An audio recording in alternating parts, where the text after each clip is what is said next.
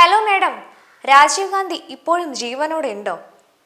1991 May മാസം 21 വൈകിട്ട് 5 മണിയോടടുപ്പിച്ച് കൊളംബിയയിലെ ഇന്ത്യൻ ഹൈ കമ്മീഷൻ ഓഫീസിലേക്ക് വന്ന ഈ വിചിത്രമായ ഫോൺ കോളിലൂടെയാണ് The Hunt Rajiv Gandhi assassination case എന്ന ഈ സീരീസ് ആരംഭിക്കുന്നത്.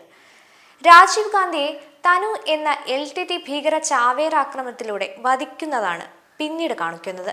ശേഷം അന്നത്തെ പ്രധാനമന്ത്രി ചന്ദ്രശേഖരന്റെ ഓഫീസിൽ ചേർന്ന യോഗവും അന്വേഷണത്തിന് സ്പെഷ്യൽ ടീമിനെ നിയമിക്കുന്നതുമൊക്കെയാണ് സീരീസിന്റെ തുടക്കം.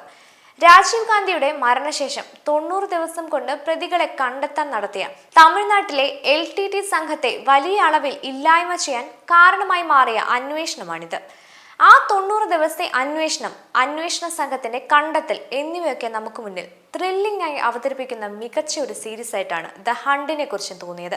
യഥാർത്ഥത്തിൽ നടന്നൊരു സംഭവത്തെ കൃത്യമായ വസ്തുതകളുടെ അടിസ്ഥാനത്തിൽ മികച്ചൊരു സിനിമാറ്റിക് രീതിയിൽ തന്നെ നമുക്ക് മുന്നിൽ അവതരിപ്പിച്ചിട്ടുണ്ട്. ഒരു ക്യാമറ കണ്ടെത്തുന്നതോടുകൂടിയാണ് സത്യത്തിൽ പിന്നീടുള്ള രാജീവ് ഗാന്ധി വധക്കേസിലെ എല്ലാ ചുരുളുകളും അഴിയുന്നത്.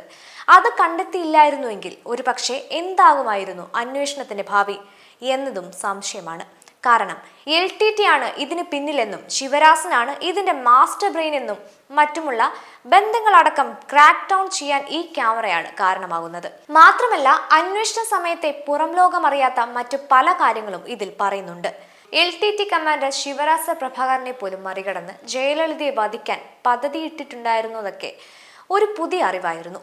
ഒപ്പം തമിഴ്നാട്ടിലെ LTT ഭീകരവാദികളെ ക്രാക്ക് ഡൗൺ ചെയ്യുന്നതും കാണിക്കുന്നുണ്ട്.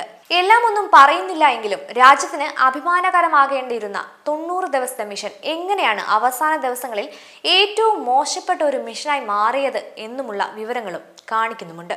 അതിന്റെ കാരണം ദുരൂഹവുമാണ് താനും. അനിരുദ്ധ്യ മിത്ര എഴുതിയ 90 ഡേയ്സ് എന്ന പുസ്തകത്തിന്റെ അടിസ്ഥാനമാക്കി ചിത്രീകരിച്ച ഈ സീരീസ് രാജീവ് ഗാന്ധി വധക്കേസിൽ താല്പര്യമുള്ളവർ കാണേണ്ട ഒന്ന് തന്നെയാണ്. എങ്ങനെയാണ് ആ അന്വേഷണം ആരംഭിച്ചത്, പുരോഗമിച്ചത്, അവസാനിച്ചത് എന്നെല്ലാം പറയുന്നുണ്ട്. സോണി ലൈവിൽ മലയാളം അടക്കം ഭാഷകളിൽ നിങ്ങൾക്കിത് കാണാൻ കഴിയും. എങ്ങനെയാണ് രാജീവ് ഗാന്ധിക്ക് ഒരേ സമയം നീതി കിട്ടിയതും നീതി നിഷേധിക്കപ്പെട്ടതും. അതാണ് the hunt assassination of Rajiv Gandhi.